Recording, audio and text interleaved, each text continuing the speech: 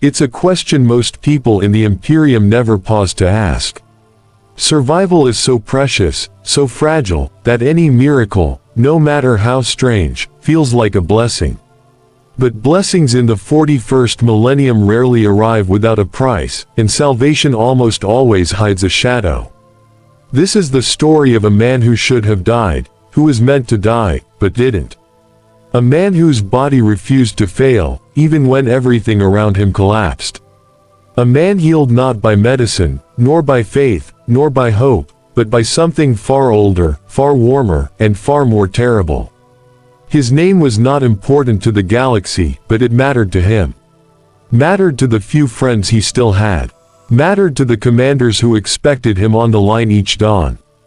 And mattered most to the enemies who tried, again and again, to kill him. He was an Imperial Guardsman like thousands of others, exhausted, undersupplied, and painfully aware that his life was worth less to the Imperium than the last gun he carried. Yet, he fought, he obeyed, he marched, and he survived, longer than he should have. His regiment had been deployed to a world ravaged by disease long before they ever encountered a weapon. The plague that swept through the cities wasn't natural, everyone knew that, even if they didn't dare say it aloud. The air tasted wrong, the water clung like oil. Wounds festered with unnatural speed, and death came in days, sometimes hours. The Medicaid tents overflowed until there were more bodies than beds, more prayers than bandages, more fear than hope.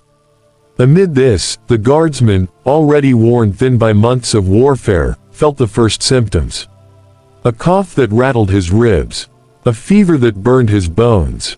Skin that throbbed with each heartbeat. He tried to hide it, as all good soldiers do, but there are some sicknesses that cannot be concealed, and by the third night, he could barely stand. The world swam around him. His vision blurred. His throat felt packed with sand, and each breath dragged like a rusted blade. He remembered falling. He remembered voices shouting. He remembered being carried. And then, nothing. Silence. A darkness thick and warm, not cold like death, but strangely comforting, as if something unseen cradled him close. He floated there, suspended in weightless black, listening to the slow, patient pulse of something enormous, something alive. It felt like being held in the hands of a giant who didn't want to crush him, but could, effortlessly. And in that silence, he sensed a presence. Gentle, watchful, almost loving. When he awoke, the Medicaid tent was a battlefield of groans and half-whispered prayers. But not from him. He felt fine, better than fine. His fever was gone, his vision clear, his strength returned as if drawn from a hidden well. A cough escaped his lips, weak, startled, and he realized it didn't hurt. His body felt different, lighter, steady, almost renewed. The other patients around him looked half dead, but he felt as if he had just awoken from the deepest, most peaceful sleep of his life. At first, he convinced himself it was luck. Some people survived plagues, some didn't, and maybe, just maybe, he was one of the fortunate ones. But fortune has limits, and his recovery defied all of them. Wounds from weeks prior, old scars, lingering aches, had faded. Even the deep gash along his ribs, which had never quite healed properly, was gone entirely. Smooth skin, unbroken, as if the injury had never happened. The Medicaid officers scratched their heads, argued quietly, and eventually shrugged. Body chemistry varies, one muttered. Another suggested genetic resilience. A third recommended quarantine, but the regiment needed bodies on the front line more than explanations, so he was cleared without ceremony. They handed him his gear, slapped a rebreather into his palm, and told him to report back to duty. That was the way of the Imperium. No miracles, no praise, no questions. But he noticed something the moment he left the tent. The air tasted different. The colors seemed sharper. And somewhere, faint but unmistakable, he felt a warmth inside his chest, like the lingering touch of a hand that refused to let go. He tried to ignore it. He threw himself back into the rhythm of marching, digging trenches, firing into fog, ducking artillery blasts. Days blurred into nights, nights into blurred memories. But the strange warmth didn't fade. If anything, it grew stronger. Sometimes he felt it pulse through him, a soft wave that spread from his heart to his fingertips. Sometimes it buzzed gently behind his eyes. At first, he assumed it was weakness, or fear, or the aftereffects of the sickness. But then something happened that he could not explain away. During a nighttime bombardment, shrapnel from a mortar round tore through his shoulder. He felt the impact, felt the heat, the ripping pain, and fell to his knees. A soldier beside him shouted for help, but before he could respond, the guardsman felt something inside him stir. A warmth spread outward, flooding the wound like liquid sunlight. The pain vanished, his skin tightened, his muscles sealed, and within seconds, the injury was gone. Completely gone, not even a scar remained. He stared at his shoulder, trembling. The soldier next to him stared too, his face pale. No one spoke. What words could describe what they had seen? They pretended nothing had happened, because to acknowledge the truth would mean admitting something terrifying. He had healed himself. Instantly. Wrongly. Unnaturally. That night, the guardsman did not sleep. He lay awake, staring at his hands, feeling the faint pulse of warmth ebb and flow beneath his skin. It wasn't adrenaline. It wasn't a Medicaid treatment. And it certainly wasn't normal. He knew only one thing for certain. Whatever healed him that night in the Medicaid tent wasn't done with him yet. Most people think survival is simple. You get hurt, you heal. But what if healing isn't just recovery? What if it's growth, expansion, a transformation that doesn't ask for your permission? If you keep watching until the end, you'll discover exactly what happens when healing becomes something far more disturbing. And trust me, the truth behind it will reward your patience in a way you won't forget. After that night on the battlefield, the guardsman felt different in a way he couldn't articulate. The warmth inside him didn't fade like a passing fever. It persisted, humming gently beneath his ribs, as though something unseen was breathing with him.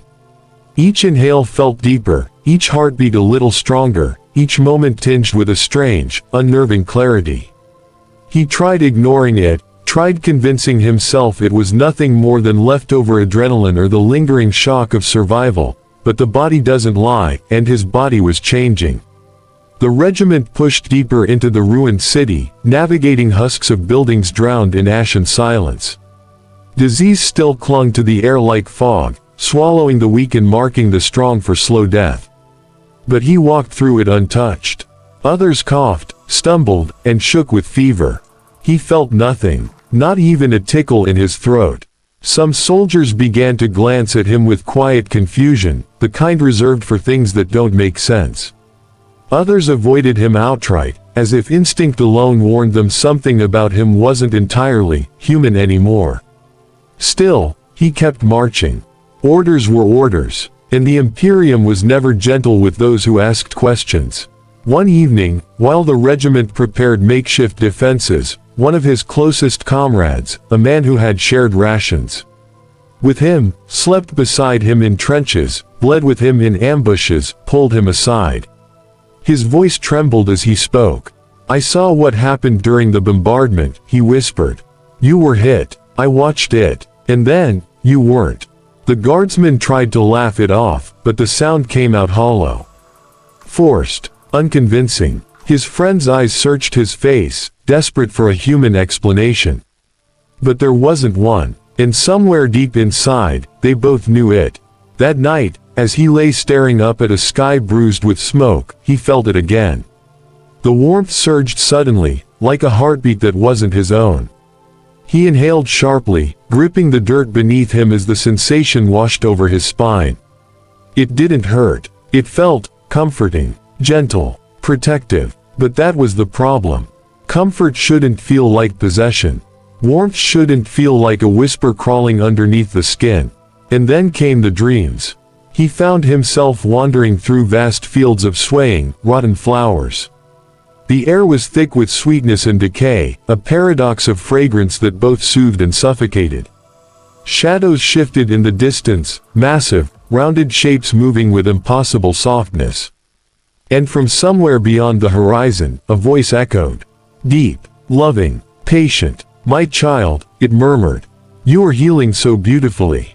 He woke with a gasp, drenched in sweat, clutching his chest as if the voice still lingered there. His heartbeat was too slow, too steady, too strong. He felt healthier than he had in years, and somehow worse than he had ever felt in his life. By dawn, one thing had become painfully clear: he wasn't surviving the plague. He had never survived it. Something else survived through him. Something that had touched him in the moment between life and death, and refused to let go. What he didn't know, what he couldn't know yet, was that the healing had only just begun. And the deeper it went, the less of him would remain. The following days dragged forward with an eerie calm, one of those uneasy lulls where the world feels like it's holding its breath, waiting for something to break. The guardsman tried clinging to routine, hoping discipline alone would drown out the uncomfortable truth swelling within his body. But routine only delays fear, it never silences it. And every hour, he felt the warmth growing a little stronger. It wasn't just inside him anymore. It was moving through him. During a patrol along the crumbled outskirts of the city, he noticed something unsettling. He no longer felt tired. Not even slightly. The other soldiers trudged with drooping shoulders and hollow eyes. Some shivered from fever. Others wheezed through masks that did little to block the tainted air. But he walked as though the disease-filled smog were clean oxygen, as though his muscles were pumped with fuel no mortal body was meant to hold. When they returned to the makeshift encampment, an officer stopped him.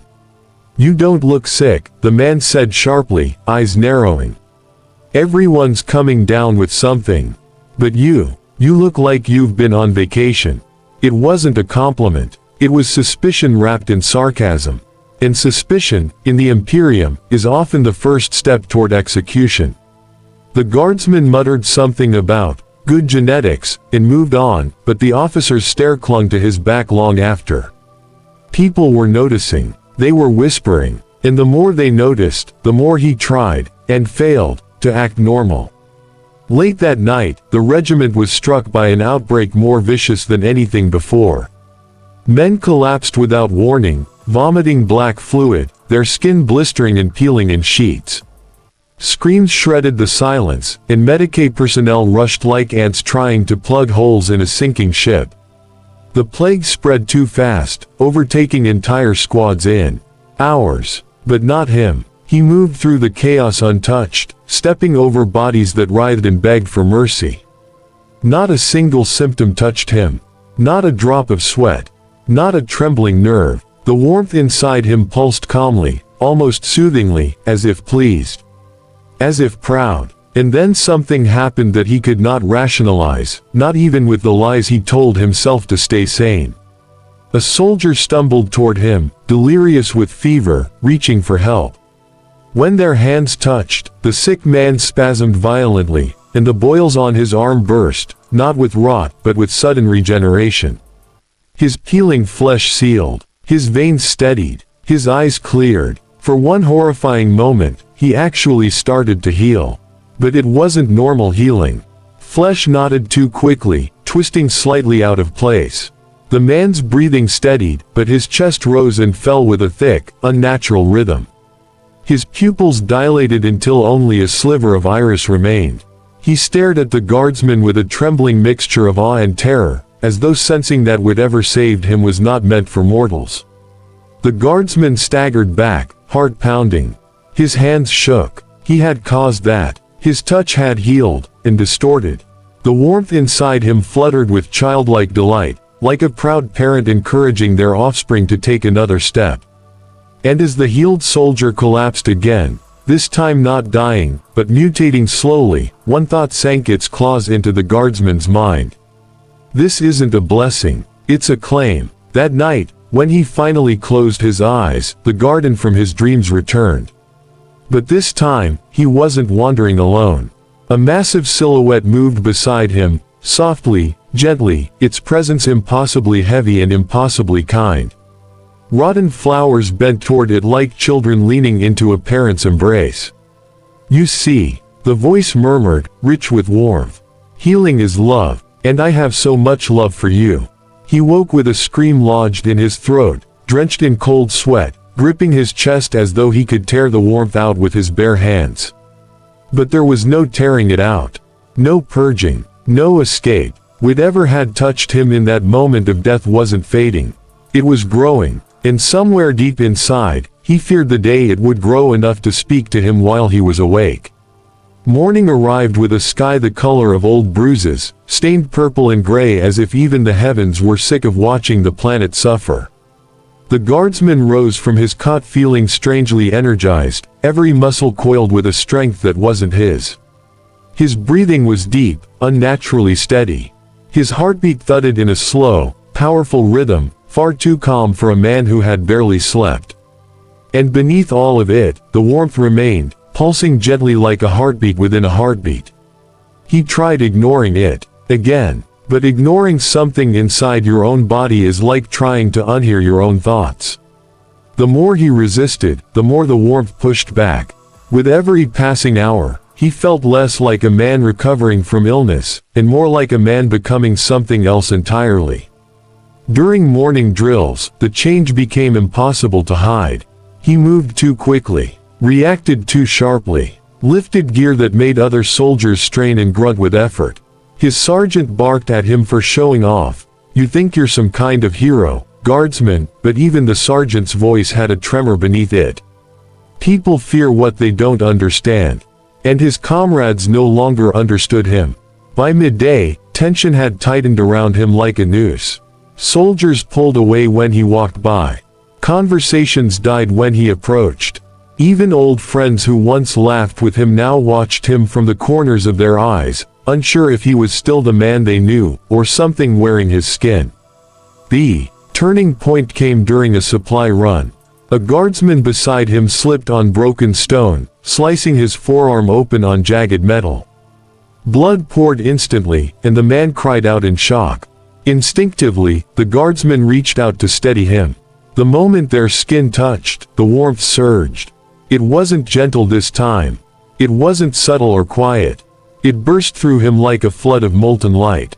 He felt it racing down his arm, pouring into the wounded soldier as though it had been waiting for another vessel to spill into. The injured guardsman gasped as his flesh began to knit together at impossible speed. But it didn't stop there. The skin sealed too quickly, forming a puckered knot of tissue that writhed for a moment before settling. The man's breathing hitched. His eyes widened. His pupils swelled into black marbles. And then, just as rapidly, he stumbled back and collapsed, twitching. The others stared in horror. You did that," someone whispered. The guardsman stepped away, hands trembling despite the unnatural steadiness in his veins. He tried to speak, to deny, explain, plead, but no words formed. The sickening realization settled over him like a shroud. The warmth wasn't just healing him anymore. It was spreading. The decay staff swarmed the collapsed soldier, shouting orders and dragging him away. They didn't look at the guardsman. Didn't question him. Didn't accuse him. They simply avoided his eyes completely, as though looking at him might somehow infect them too. That evening, he isolated himself behind the remnants of a ruined wall, attempting to breathe through the terror roiling in his thoughts. The warmth inside him pulsed louder now, like a heartbeat echoing directly in his skull. And then something happened that froze the blood in his veins. A whisper drifted through the air. Soft, close, awake, my child. He spun around, hand reaching for a weapon he wasn't sure would help against something that lived inside him. But no one was there. No figure. No shadow. No presence. Just the crumbling stone and the distant groans of the plague-ridden city. But the whisper came again. You're frightened, it sighed, full of affection. Do not be. Fear is wasted on those who are cherished. The guardsman pressed his hands against his ears. The voice didn't stop. It wasn't in the air. It was in him. Let the healing come, it murmured. Let it shape you. Let it make you whole. He fell to his knees, breath shuddering. This was no dream, no hallucination born from fever. Nurgle, grandfather Nurgle himself, was speaking to him. And the warmth he had felt since the moment he recovered was not warmth at all. It was ownership. As darkness swallowed the horizon and night rose over the plague-choked city, one truth finally settled over him with suffocating certainty. He was no longer just a man surviving corruption.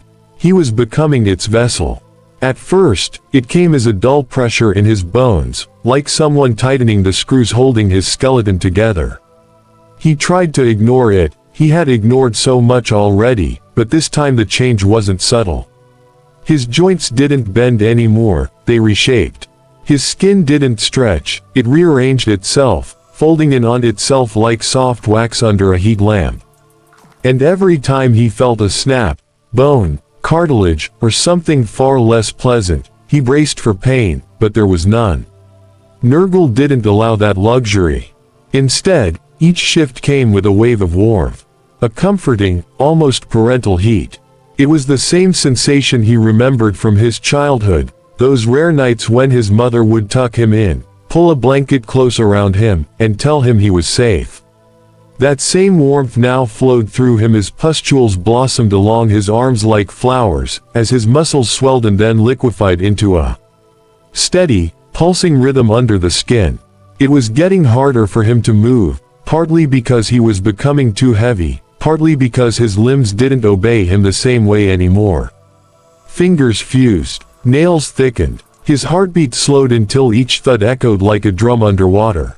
He tried to stand, and failed. He tried to call out, and choked. Not because he couldn't breathe, Nurgle was generous with breath, but because the air carried spores he exhaled unconsciously. Every breath fed the garden now growing inside him. Every cough released more of that sickly sweet pollen. With each exhale he felt Nurgle's joy flare like a candle in the back of his skull, proud and delighted. And then came the moment Corvan feared most. A whisper. Not outside his ear, inside his mind. "My child, look at how strong you've become." The voice wasn't cruel. It wasn't sinister. It was heartbreakingly gentle. Too gentle. The way a parent speaks to a newborn. And yet Nurgle held him together.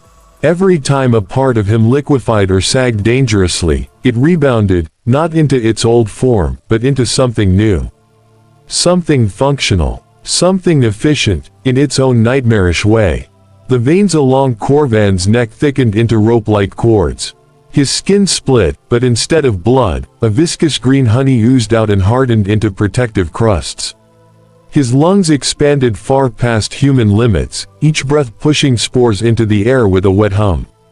His senses dulled where useless and sharpened where needed. Smell, for instance, bloomed into something horribly vivid. He could recognize each stage of his own decay by scent alone. And even worse, the decay smelled good, not pleasant in a human sense, no flowers, no comfort. But good in the same way fresh soil smells good to a seed longing to grow. He could feel a garden sprouting beneath his skin, roots threading through his muscle fibers, mold stitching new strength where old cells failed. Every part of him had a purpose now, and none of those purposes belonged to Corvan. As he tried to speak, just one word, any word, his throat gave only a bubbling, swampy groan. His voice was dissolving, swallowed by the ever-growing choir of wet, organic noises inside his chest. And yet, through the suffocating transformation, one thought pushed through. I'm not dying. No, he was something worse. He was enduring. Because Nurgle doesn't let his creations die. Death is too quick, too temporary, too merciful. Instead, he lets them change, and change again, and again. Corvan was no longer transforming into something new. He was becoming a thing that would never stop transforming. A perpetual bloom of rot. A living, breathing disease. A gift that kept giving. And deep inside the sludge of his reshaping mind, Corvan realized something chilling. He couldn't remember his own face anymore. He couldn't remember the shape of his hands. He couldn't remember the sound of his human voice. He was forgetting himself. But the rot remembered. At first, his thoughts tried to stay organized. He recited his old regiment's codes under his breath, or what remained of his breath, hoping structure would anchor him. But even those familiar phrases slipped, syllables melting in his head like words written on wet parchment. The memories didn't vanish all at once. They sagged, softened, blurred around the edges. A face he once cherished lost its eyes. A voice he loved lost its tone. Names drifted through him as faint impressions, warmth, color, vague emotion, but no meaning. He remembered he had a mother. He just couldn't remember why that mattered. Each memory wasn't being deleted. It was being infected, overgrown from the inside. Nurgle didn't steal them, he simply allowed them to rot the way everything else does. And like fruit left too long in the heat, Corvan's thoughts collapsed into a mushy, indistinct slurry of impressions. But the terrifying part, the decay was gentle, comforting, almost soothing. Every time a memory dissolved, something new took its place, something warm, moldy, patient. Thoughts that weren't his own whispered softly, like voices drifting through thick fog. They didn't command him. Nurgle doesn't force. He nurtures. He encourages. Let go, the whispers murmured inside him. You've held too much, for too long. Decay is rest. Let yourself loosen. It felt good. Too good. Corvan could feel himself slipping. Not falling. Not breaking. But sinking calmly into a swamp of perfect resignation. His emotions began to warp next. Fear became fascination. Disgust became a warm acceptance. Loneliness hardened into a constant sense of being held, as if countless unseen hands were supporting him, cradling him, praising him for every inch of rot he grew. He no longer felt shame at his state. He felt pride. He was becoming something sacred. Something blessed. But even as his mind softened under Nurgle's gentle touch, one shard of clarity remained like a splinter of bone stuck in a wound. He didn't want this. That tiny thought kept its shape. It refused to decay. And that's when the real torment began. Because now, Corvan understood. The mind rots last, so it can watch the rest of you fall apart. It stays awake, just long enough, to witness every single change. To catalog it, to mourn it, to understand it. Corvan tried to hold on to that last sliver of himself. But it was small, fragile, and surrounded by a tide of warm, patient corruption that never rushed, never forced. Just waited. And rot always wins in the end. Not through violence, but through persistence. Corvan was drowning slowly, and part of him was beginning to love it. A thick, swelling pressure beneath the skin of his ribcage. At first it was subtle, almost like the slow rise of a deep breath. But then it expanded again, and again, until his chest felt like a swollen wineskin about to burst. Corvan's corrupted lungs wheezed, expelling clouds of spore-filled vapor. His ribs creaked. His skin stretched tight and translucent, veins glowing with that sickly green luminescence that meant only one thing. Nurgle was preparing another gift. And gifts from the Plague Father are never small. Inside him, something squirmed. Not a parasite, not a tumor. No, those would have been mercifully familiar. This had intention. It moved with purpose. It pressed upward, curling around the bones of his ribcage, reshaping them from within. Corvan gasped, or tried to, but the breath caught on something thick and living in his throat. A wet crack sounded from deep within him. His sternum didn't break, it opened. Like a hinge softened by rot. Sludge oozed out first, running down his torso in warm, viscous streams. But beneath that came something else. Something soft, pulsing, brimming with an unnatural life. A bloom. A massive, fungal blossom pushed through the opening in his chest, unfolding in slow, grotesque elegance. Its petals were thick, fleshy, pulsating with every beat of Corvan's heart. Spores burst gently from its edges with every movement he made. It was beautiful, in the way a swamp can be beautiful. Alive, thriving, teeming with purpose. And it was part of him. Grafted into him, rooted in his lungs, threaded around his spine. Corvan tried to scream, not from pain, because Nurgle had taken that from him. but from the crushing realization that he wasn't just changing anymore. He was becoming useful. This flower, this grotesque fungal organ, wasn't decoration. It was a factory, a generator, a living tool designed to spread what Nurgle cherished most: life through decay. Spores drifted from him in lazy clouds. Where they landed on the ground, tiny tendrils sprouted instantly, worming into the soil. Where they touched a fallen corpse, the flesh bubbled, learning to move again. Corvan was no longer merely a victim of the rot. He was a source of it. A vector, a carrier, a blessing wrapped in abomination. And inside his melting mind, he felt the warm, fatherly pride of Nurgle washing over him, whispering praises he could no longer fully understand. But deep in the murk of his fading humanity, a single question clawed its way to the surface. A question trembling with the last shards of who he used to be. If this is only the beginning, then what am I turning into? His chest flower pulsed warmly in response. And Corvan understood the truth long before he dared to accept it. This was his first gift. Not his last. Not even close. Nurgle had far more planned. And Corvan had no way to refuse any of it. It began subtly. His fingers twitched without him willing them to. A small, harmless tremor at first, the kind every exhausted soldier feels after too many sleepless nights. But then the twitch became a curl, the curl became a grasp, and soon Corvan watched in paralyzed horror as his own hand clenched into a fist, without a single command from him. His nerves were no longer messengers, they were vines. Tangled, rewired, puppeteered by something older and far more patient than human biology. He thought, open. The hand tightened. He thought, stop. It reached outward. His muscles didn't respond to thought anymore. They responded to the slow, warm pulse of Nurgle's will flowing through the corrupted veins beneath his skin. Every movement felt delayed, syrupy, warped, because each one had to filter through the rot that now served as his nervous system. Then came the smell. Not the smell of decay. He'd grown accustomed to that in a way that terrified him. No, this was different. This was new. A sweet, almost fruity aroma rising from his arms as the skin split into thin fissures, revealing layers underneath that pulsed with mossy green light. Mold grew along the cracks instantly, knitting together into soft, fuzzy ridges. Wherever the mold spread, the flesh under it responded, tightening, shifting, moving as if it were learning a new rhythm his muscles had never known.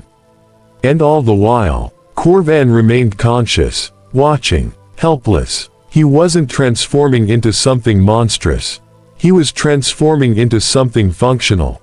His spine curved, thickened, then straightened in a grotesque series of wet pops.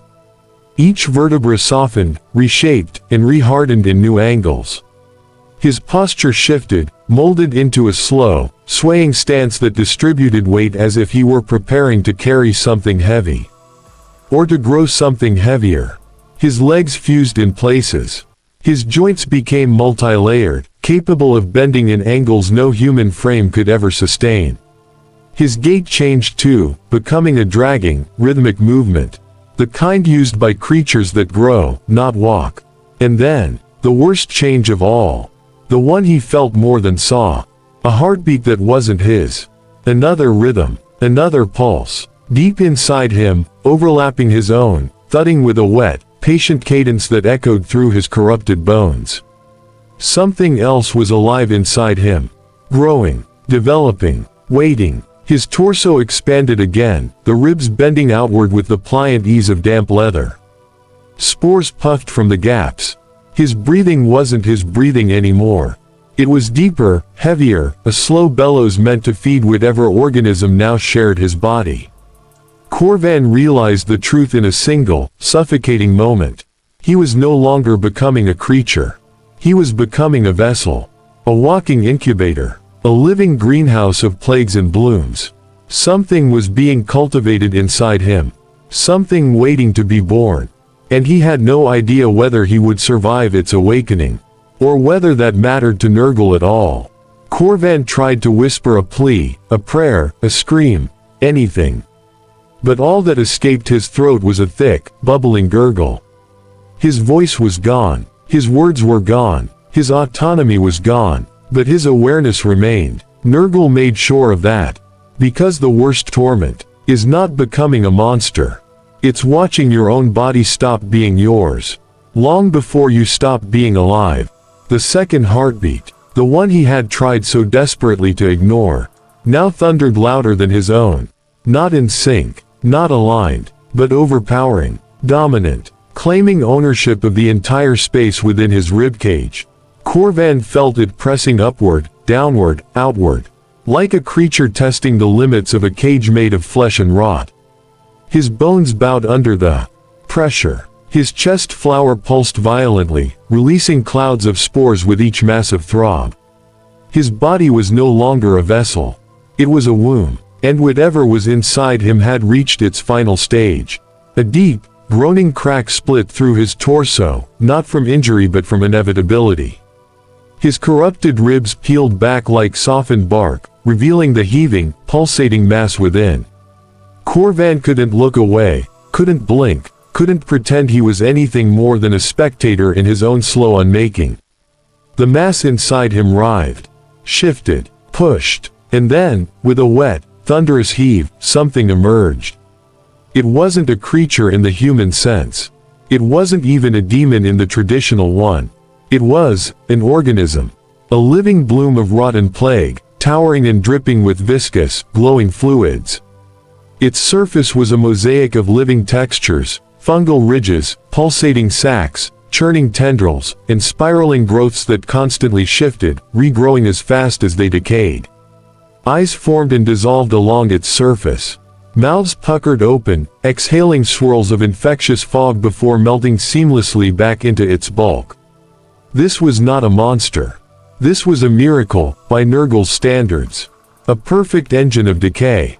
A walking, breathing ecosystem capable of spreading corruption far beyond anything Corvan's broken body could have achieved. It turned toward him, not with eyes, but with awareness. A recognition, a connection. It understood what he had given. It understood what it had taken. And in its deep, bubbling resonance, Corvan felt gratitude. True, genuine gratitude, as if Nurgle himself were patting him gently on the back, whispering, "You have done well, my child." Corvan, or whatever remained of Corvan, collapsing amidst the liquefying remains of his own chest, felt a strange warmth flood what was left of his mind. Not fear, not agony, not despair, but completion. He had served his final purpose. And in Nurgle's philosophy, purpose is life. Decay is life. And Corvan was now part of something eternal. His final breath rattled through a throat that had long since ceased to be human. His vision dimmed, not with panic, but with a serene, moldy acceptance. He did not die in the traditional sense. Nurgle doesn't allow that. Instead, he joined something, became part of it, absorbed into a greater bloom of rotten rebirth. His consciousness, fragile and flickering, drifted into the creature he had birthed. Not alive, not dead, but present, in a way that defied human understanding. His last coherent thought was simple, soft, almost peaceful. I am home. And the creature, his child, his successor, his continuation, took its first heavy, world-changing step into the darkness, ready to spread the Plague Father's love. One breath, one spore, one beautiful death, at a time.